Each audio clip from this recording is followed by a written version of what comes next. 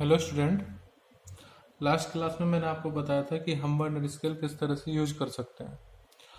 इस क्लास में मैं आपको बताऊंगा कि अगर मान लीजिए हमें ये स्क्रू गोज यूज करना है तो उसका क्या प्रोसेस होगा, किस तरह से हम इसमें रीडिंग ले सकते हैं। ठीक है, लेकिन पहले मैं आपको बता देता हूँ कि इन मेरे पास ये 3 स्केल हैं, तीनों स्केल में क्या डिफरेंस है। तो बेटा जब हम ये तो काफ़ी टाइम हम यूज करते हैं सिंपली, इसमें क्या होगा कि इसमें आप ये देखो डिवीजन जो ये मेन स्केल है यहाँ पर, इसमें जो स्मॉलेस्ट डिवीजन है वो क्या मेजर करता है, 1 mm। ठीक है, 1 mm तक रीडिंग ये हमें दे सकता है।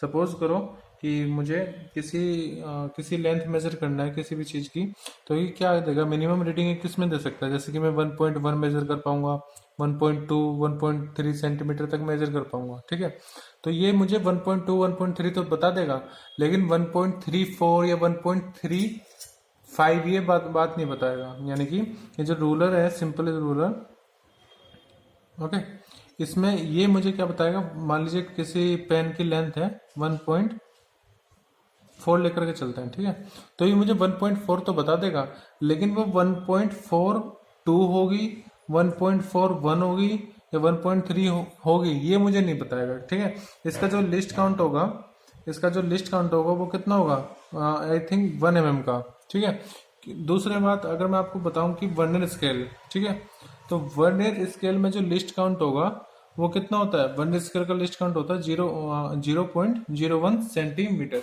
0.01 सेंटीमीटर लिस्ट काउंट होता है इसका। ठीक है, यानी कि 0.1 mm। इसका कितना था, रूलर का 1 mm, इसका कितना है 0.1 mm। यानी कि अगर मैं इन दोनों को कंपेयर करूं तो ये ज्यादा बेटर होगा। ठीक है, अब बात आती है इन दोनों को कंपेयर करते हैं। ठीक है, तो ये है स्क्रू गोज की इंपॉर्टेंस ये है बेटा कि इसका तो लिस्ट काउंट कितना है, सिर्फ 0.01 सेंटीमीटर, लेकिन इसका लिस्ट काउंट इससे भी कम होता है। ठीक है, 0.01 से भी कम होगा। अभी मैं आपको बताऊंगा, अगर मेरे पास मान लो स्क्रू गोज है, तो स्क्रू गोज का जो लिस्ट काउंट होता है बेटा वो होता है 0.001 सेंटीमीटर, या फिर इसको हम बोल सकते हैं 10 माइक्रोमीटर, 10 माइक्रोमीटर। तो इसलिए भी इसको माइक्रोमीटर स्क्रू बोला जाता है, क्योंकि इसका जो लिस्ट काउंट है स्क्रू गोज का वो माइक्रो रेंज में है। ठीक है, माइक्रो रेंज में है, तो जाहिर सी बात है अगर इन दोनों को कंपेयर करें तो लिस्ट काउंट किसका कम है, इसका। तो यानी कि ये और भी अच्छी एक्यूरेट रीडिंग हमें देगा। जैसे कि अगर मान लीजिए ये किसका, इसका लिस्ट काउंट मैंने आपको बोला 0.01 सेंटीमीटर, तो ये आपको कहाँ तक बता देगा, आपको बताएगा 1.4 तो ये बता रहा था ये वाला स्केल मैन। दूसरा ये स्केल आपको बता देगा कि 1.42 होगा या 1.41 होगा। ठीक है, और ये आपको एक्यूरेटली मेजर, ये इससे भी अच्छी रीडिंग आपको देगा, और भी accurate precise, more precise value अगर आपको निकालनी है तो आप उसका इस्तेमाल इसमें कर सकते हैं। ठीक है, ये आपको एक्यूरेटली बता देगा कितनी 1.42 होगा, 1.425 के आसपास भी, मतलब अगर इसके बाद भी सिग्निफिकेंट फिगर आ रहे हैं तो उसके बाद भी वैल्यू आपको बता देगा। ठीक है, तो अब आपको मैं इसका एप्लीकेशन बताता हूँ। एप्लीकेशन ये है कि सपोज करो, देखो इससे मैं मेजर कर पा रहा था, इससे मैं पेन का डायमीटर मेजर कर सकता हूँ। ओके, लेकिन अगर मुझे ये मेजर करना हो, यानी कि इसका जो ये आगे का पॉइंट है निब, ये मेजर करना तो काफी डिफिकल्टी होएगा, इतनी एक्यूरेट रीडिंग नहीं आ पाएगी। ठीक है, लेकिन अगर मैं इसी को स्क्रू गोज से मेजर करूं, ठीक है, तो वो मुझे एक्यूरेट रीडिंग दे देगा, क्योंकि लिस्ट काउंट कम है। लिस्ट काउंट का मतलब क्या हुआ कि मिनिमम कितना डिस्टेंस वो मेजर कर सकता है, जिस इंस्ट्रूमेंट को मैं मेजर कर रहा हूँ। तो अब बात करते हैं कि इसको अप्लाई कैसे करना है, इसको यूज कैसे करना है। ठीक है, तो उसके लिए मैं आपको पहले कुछ टर्म बताऊंगा। जैसे कि देखो पिच क्या होता है, पिच मैं आपको पहले बताता हूँ। अच्छा, इसमें यहाँ पे देखो ये लिखा है 20x1 mm। 20x1 mm का मतलब ये है कि ये 20 मिलीमीटर तक का डिस्टेंस मेजर कर पाएगा सिर्फ, क्योंकि इसकी मैक्सिमम रेंज कितनी होगी, 20 मिलीमीटर।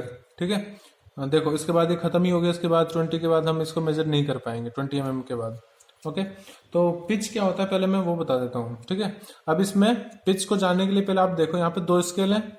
2 स्केल कौन कौन से हैं, एक तो ये मेन स्केल हो गया यहाँ पर, ओके, इसको हम स्क्रू गेज स्केल भी बोल सकते हैं, और दूसरा ये हो गया सर्कुलर स्केल।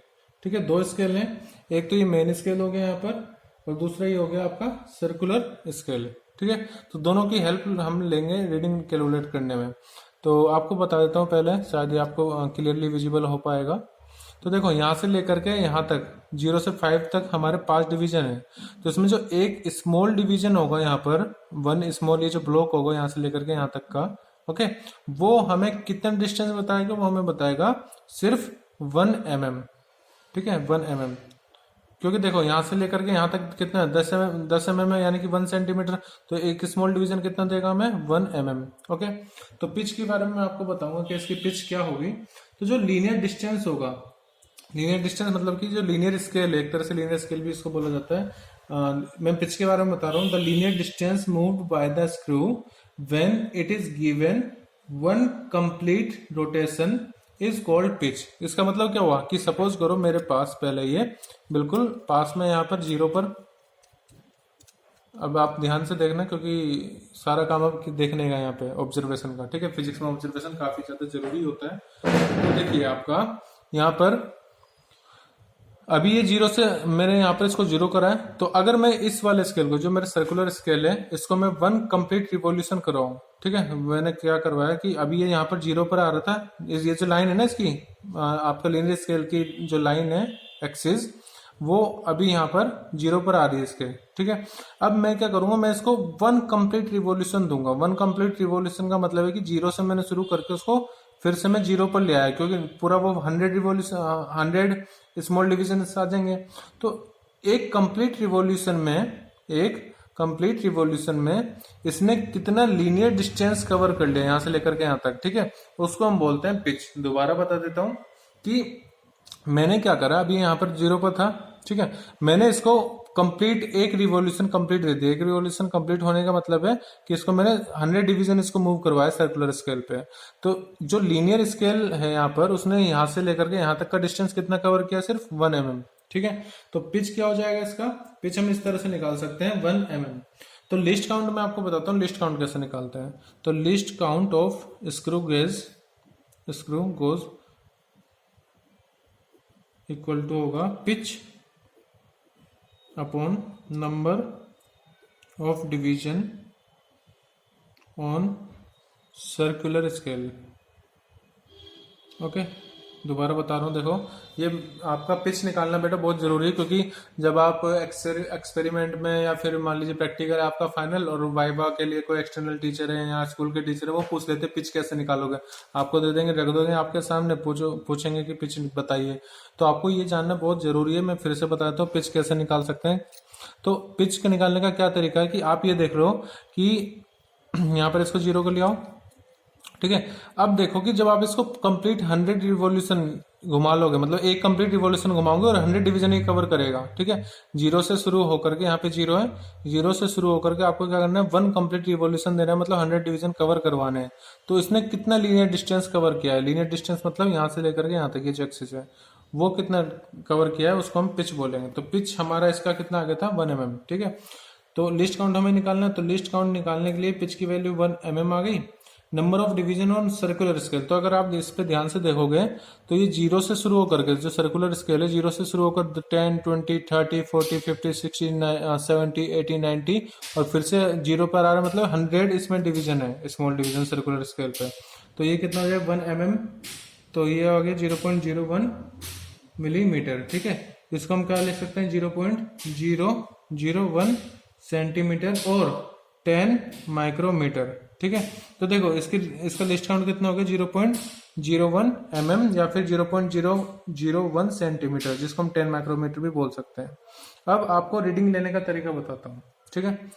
तो सपोज करो मुझे इस कॉइन का मुझे थिकनेस फाइंड करनी है, ठीक है। तो मैं यूज करूंगा स्क्रू गोज को। तो सबसे पहले आपको क्या करना है, इसको थोड़ा लूज करके यहाँ पर फंसा दीजिए। अब इसको टाइट करो। टाइट आपको जब करना है ना, आपको ये यहाँ से पकड़ना होगा, ठीक है। टाइट करते जाओ। मैं इसको पेन रख देता हूँ। तो टाइट आपने करा यहाँ पर। तो टाइट आपको कैसे करना है, आपको यहाँ से पकड़ना है, ठीक है। इसको टाइट करो और तब तक टाइट करो जब तक के ये आपको इस तरह की आवाज ना सुनाई दे, ठीक है। यहाँ से पकड़ा, ये आवाज आ रही है, मतलब अब ये फुली टाइट हो चुका है, इसके ज्यादा आपको टाइट नहीं करना है, ठीक है।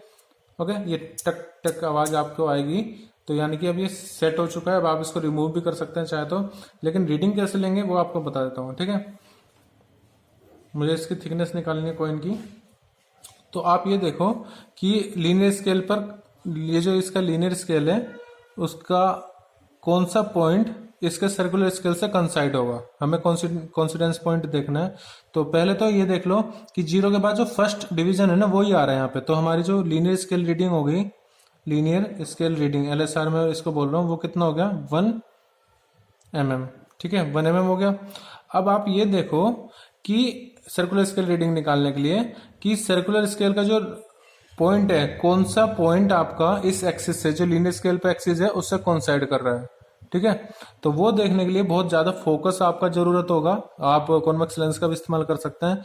अब मैं अपने अकॉर्डिंग आपको बता देता हूँ कि मेरे हिसाब से 50, 60 यहाँ पर है, 65 और 69 पर जा करके, जो 69th है, 70 तो नहीं लूंगा मैं इसको क्योंकि 70 थोड़ा सा उधर है, तो मैं 69 लूंगा। तो मेरे लिए जो सर्कुलर स्केल रीडिंग हो जाएगी वो कितनी हो जाएगी 69। ठीक है, अब देखो अभी हमारी रीडिंग नहीं आई है, हमारी थिकनेस कब आई है, जब मैं थिकनेस अगर मुझे निकालना है तो मैं क्या करूंगा, LSR देखो कितना है प्लस CSR देखो कितना है, और उसकी मल्टीप्लाई कर दो किसमें, लीस्ट काउंट में। ये तो देखो हमने VSR उसमें वन स्केल था, वहां पे भी ऐसे करते हैं। आप ये ले देखो लीनियर स्केल रीडिंग क्या है, plus CSR into least count. Linear scale reading हमारी कितनी आ गई 1 mm, प्लस CSR रीडिंग कितनी है हमारी 69 इंटू लीस्ट काउंट। देखना बेटा, लीस्ट काउंट मैंने आपको सेंटीमीटर में बताया, माइक्रोमीटर में भी बताया और मिलीमीटर में बताया, लेकिन यहाँ पे मैं मिलीमीटर लिख रहा हूँ तो यहाँ पर भी मुझे क्या लिखना पड़ेगा 0.01 मिलीमीटर। ठीक है, तो हो जाएगा 1 mm, मल्टीप्लाई कर दो इसकी कितनी हो जाएगी 0.69 mm, यानी कि 1.69 mm।